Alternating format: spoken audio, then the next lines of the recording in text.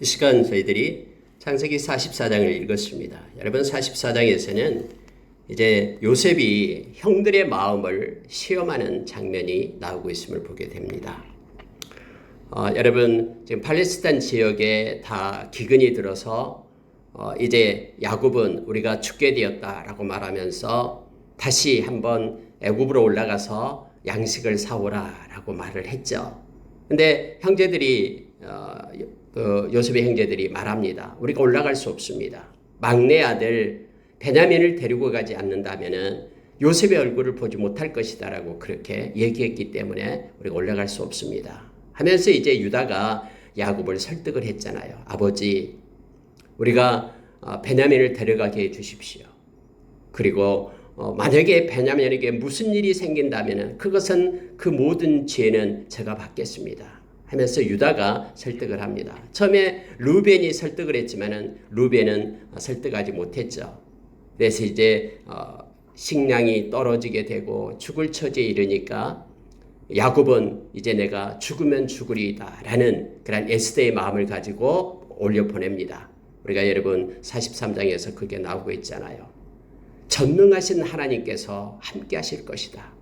그리고 내가 아들을 잃게 된다면은, 자식을 잃게 된다면은 내가 잃겠다라는 그런 하나님께 맡기는 기도를 하고 이제 올라오게 됩니다.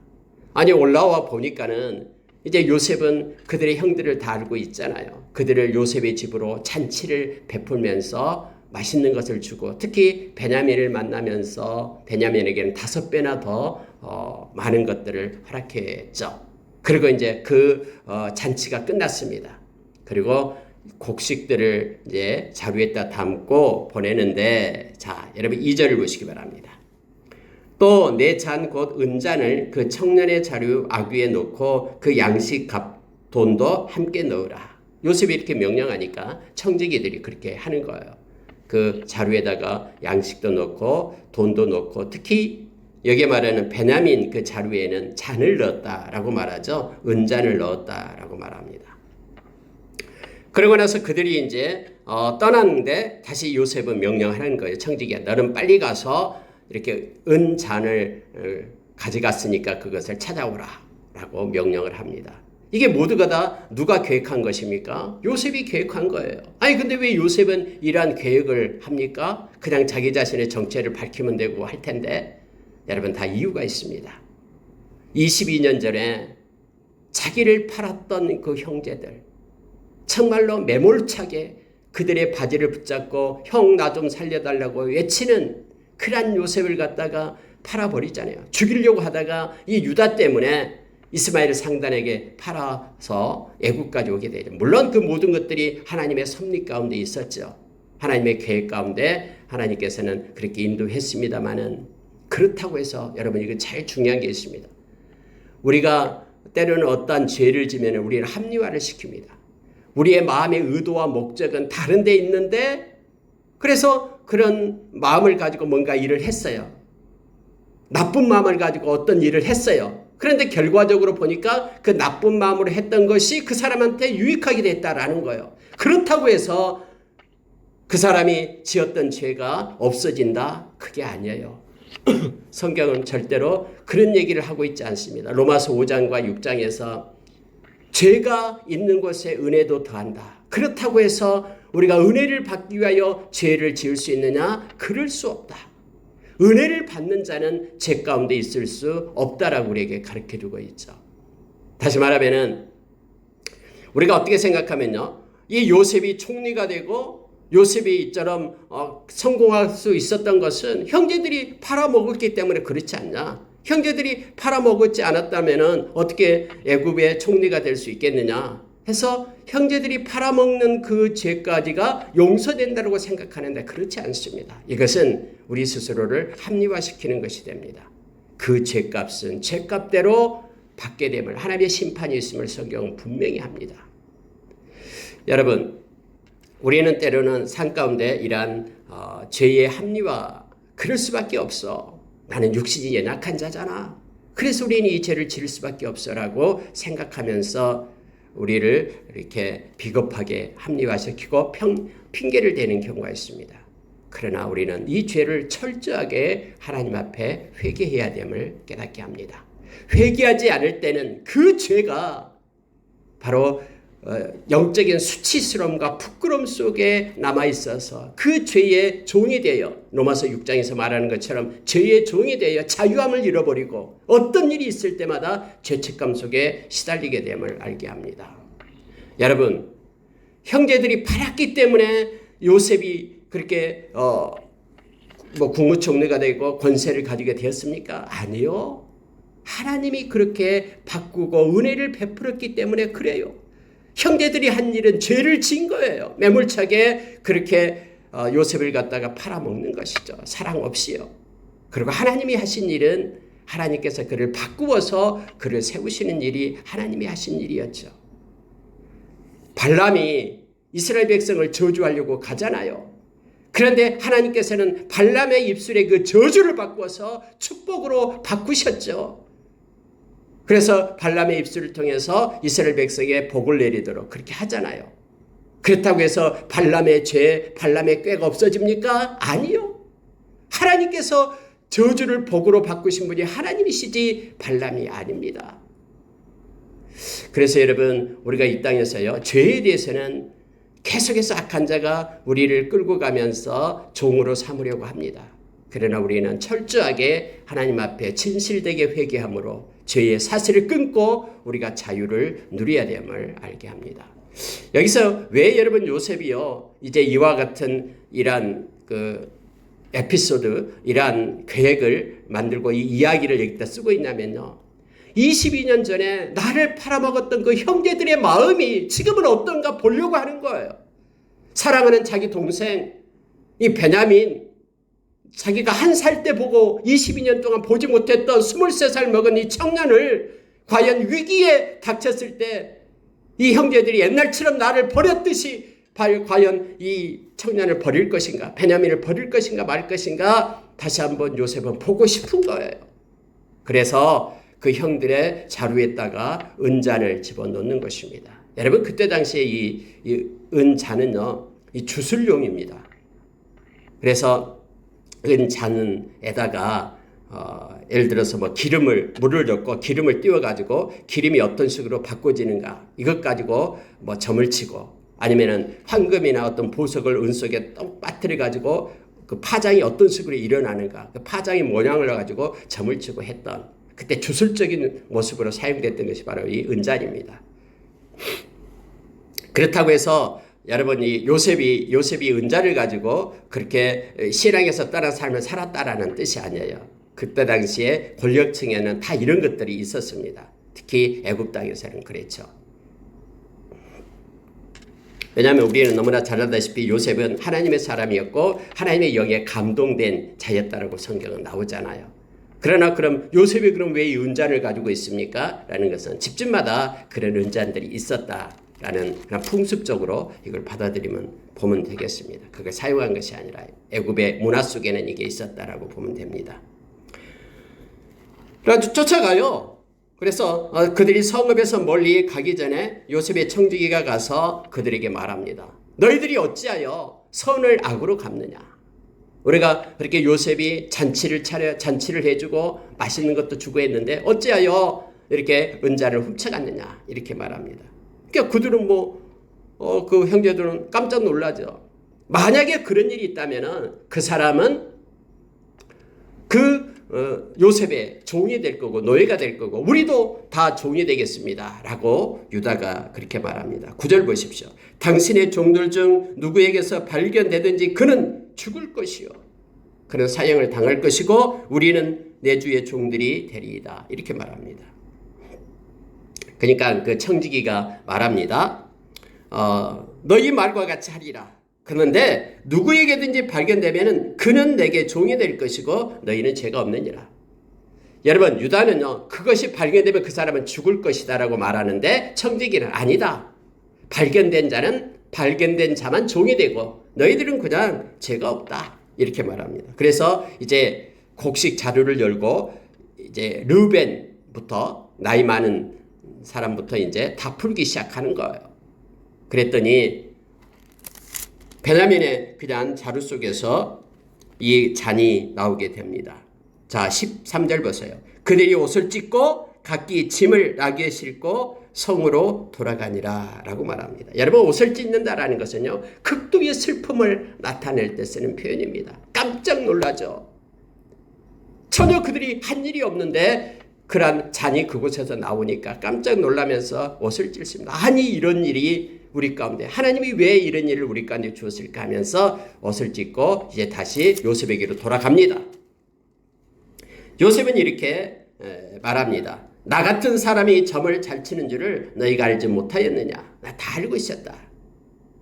그때 유다의 말을 우리가 경청해야 됩니다. 16절 보십시오.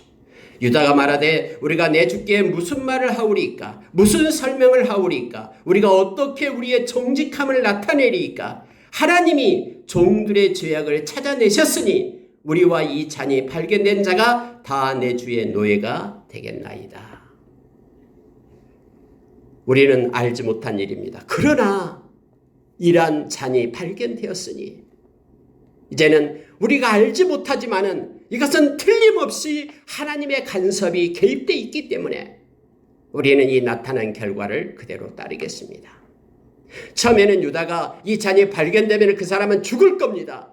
그리고 우리는 다 노예가 되겠습니다 라고 말했는데 이제 유다는 바꿉니다. 자기 베냐민이 죽으면 안 되잖아요. 그래서 이 잔이 발견된 자와 우리가 모두가 다 내 주의 노예가 되겠습니다 하면서 유다는 그 상황을 그대로 받아들입니다. 비록 우리가 한 일이 아니지만은 잔이 나왔기 때문에 이것은 하나님의 보이지 않는 손, invisible hand, 이 하나님의 보이지 않는 손이 개입했다라고 말하는 거예요. 그래서 우리는 이대로 억울하지만 노예가 되겠습니다 라고 말하는 유다의 모습을 보게 됩니다. 여러분, 이것을 보고 있으면요, 우리가 베드로전서 2장의 말씀이 생각이 납니다. 베드로전서 2장에서는 너희가 애매한 고난을 받을 때 하나님을 생각함으로 참으면 이것은 하나님 앞에 아름답다라고 말합니다. 내가 도저히 설명할 수 없는, 너무나 억울해요, 이러한 일들을 내가 하지 않았거든요. 잔을 우리가 훔치지도 않았거든요. 그런데 잔이 발견된 거예요. 이러한 애매한 일들이 우리의 삶 가운데도 일어나요. 그럴 때 성경은 우리가 하나님을 생각함으로 참으면 이는 하나님께 아름다운다다, 아름다운 것이다라고 말합니다. 고린도전서 10장 13절의 말씀처럼 하나님의 허락이 없으면 우리 앞에 나타나는 일은 아무것도 없습니다. 하나님은 우리가 알지 못하는 중에 있었던 일, 그 고난을 통해서도 우리에게 피할 길을 내고 넉넉히 이길 수 있는 힘을 공급하시는 분임을 알게 합니다. 여러분, 유다의 이 고백을 통해서 비록 억울하지만 하나님께서 우리의 죄를 찾으셨습니다. 하나님이 뭔가 일이 있어서 이 일을 우리에게 허락했습니다. 그러니 우리는 노예가 되겠습니다 라고 유다가 고백하는 것을 보게 됩니다. 자, 여러분, 17절을 보니까 요셉이 이르되 내가 결코 그리하지 아니하리라. 잔이 그 손에서 발견된 자만 내 종이 되고 너희는 평안히 너희 아버지에게로 도로 올라갈 것이니라. 여러분, 그곳에서요, 애굽에서 이 헤브론, 야곱이 있는 데까지는 약 11길이 되죠. 열흘길, 약 400km 천리길입니다. 그런데 이 요셉이 지금 이렇게 유혹을 하고 있는 거예요. 실험을 하고 있는 거예요. 아니, 베냐민만 남겨놓고 너희들은 다 자유롭게 가라. 양식도 가져가고 너희 자루에 든 돈도 가져가고 그래서 배불리 잘 먹고 잘 살아라 라고 지금 얘기하고 있는 거예요. 그렇게 되면은 그들이 어떻게 될까? 22년 전에 자기를 그렇게 매몰차게 버렸던 형들이 지금도 여전히 베냐민도 버릴까? 이러한 것을 지금 시험하고 있는 것을 보게 됩니다. 그때 유다가 나와서 그렇게 말합니다. 20절입니다. 우리가 내 주께 아뢰되 우리에게 아버지가 있으니 노인이요 또 그가 노년에 얻은 아들 청년이 있으니 그의 형은 죽고 그의 어머니가 남긴 것은 그뿐이므로 그의 아버지가 그를 사랑하나이다. 이 아이는 그의 아버지를 떠나지 못할지니 떠나면 그의 아버지가 죽겠나이다. 이 아이와 그의 아버지는 서로 생명이 연결되어 있습니다. 그래서 아이를 데려가지 않는다면 그는 스월로 내려가게 될 것입니다. 돌아가게 죽게 될 것입니다. 하면서 유다가 간절히 매달려서 말하고 있는 것을 보게 됩니다. 여러분, 이 전과는 다릅니다. 지금 형제들이 말하는 것이 달라졌다라는 것을 보게 됩니다. 29절 보니까는 너희가 이 아이도 내게서 데려가려 하니 만일 재해가 그 몸에 미치면 나의 흰머리를 슬퍼하며 수월로 내려가게 하리라 하니 아버지의 생명과 아이의 생명이 서로 하나로 묶여 있거늘 이제 내가 주의 종 우리 아버지에게로 돌아갈 때에 아이가 우리와 함께 가지 아니하면 아버지가 아이가 없음을 보고 죽으리니 이같이 되면 종들이 주의 종 우리 아버지가 흰머리로 슬퍼하며 수월로 내려가게 함이니이다 하면서 유다가 요셉한테 붙들고 말합니다. 그러니 주의 종이 내 아버지에게 아이를 담보하기를 내가 이를 아버지께로 데리고 돌아오지 아니하면 영영이 아버지께 죄짐을 지리라 하셨사오니 이제 주의 종으로 이 아이를 대신하여 머물러 있어 내 주의 종이 되게 하시고 이 아이는 그의 형제들과 함께 올려 보내소서. 여러분, 유다는요 요셉한테 그렇게 말합니다. 내가 이 아이를 대신하겠습니다. 만약에 이 아이 보내지 않는다면은 이 아이는 그의 아버지와 생명이 연결되어 있기 때문에 아버지가 죽습니다. 그래서 내가 이 아이를 대신하여 당신의 노예가 되겠습니다. 그러니 제발 이 아이를 대신 보내주시고 나를 노예 삼아 주십시오. 여러분, 유다는 이처럼 엎드려서 요셉한테 구하고 있습니다.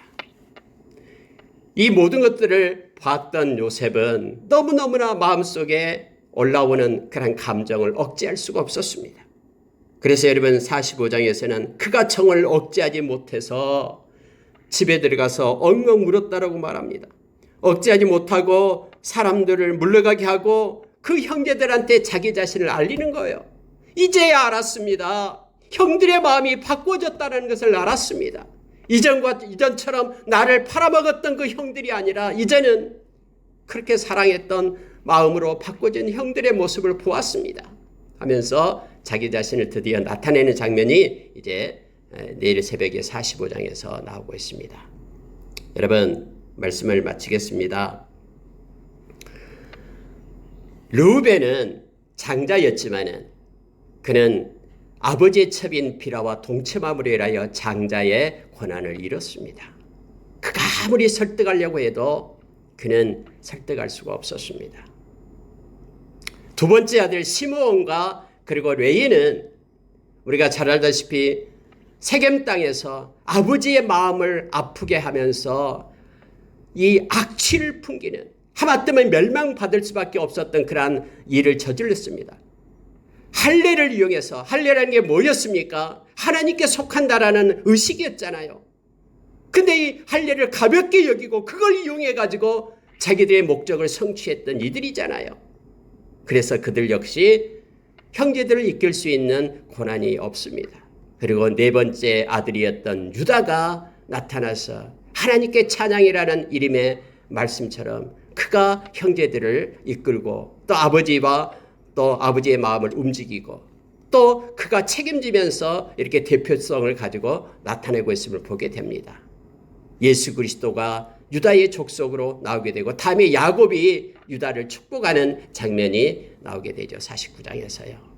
말씀을 마치겠습니다. 여러분, 오늘 말씀 가운데 하나님께서는 말씀대로 성취하시는 하나님이심을 다시 목도하게 됩니다. 그리고 유다의 모습을 우리가 좀 보기를 원합니다. 유다는 내가 대신하겠습니다 라는 표현을 써서 나타내죠.